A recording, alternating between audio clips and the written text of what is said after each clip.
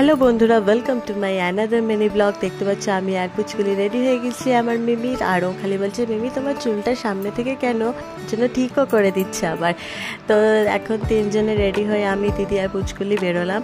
একটু মানিকতলাতে এসেছি, ফুচকা খাবো, অনেক দিন পরেও এসছে ওরা। আর পুচকুলি অনেক দিন ধরে বলছে ফুচকা খাবো, তো ওই জন্য সবাই মিলে একটু ফুচকা খেতে বেরিয়েছি। তারপরে দেখো ও নেল পালিশ দেখছে, নেল পালিশগুলো খুব মন দিয়ে দেখছিল। দেখে তারপরে ফুলমালার দোকানে এসেছি, একটুখানি ফুলমালা কেনার ছিল। তারপরে যেহেতু অমাবস্যা পড়ে গেছে, তাই জন্য এখানে মন্দিরে পুজোও শুরু হয়ে গেছে, মা কালীর পুজো। তো সেই পুজো সেটাও শুরু হয়ে গেছে, তাই মন্দিরে একটুখানি মা কালীর দর্শন করতে আসলাম।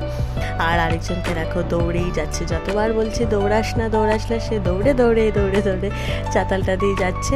তো বাড়িতে আসলাম। আজ এটাই ছিল আমার আজকের মিনি ব্লগ। ভালো লাগলে লাইক করো, আবারও আসবে এরকম একটা মিনি ব্লগ নিয়ে। ততক্ষণের জন্য চলো টাটা।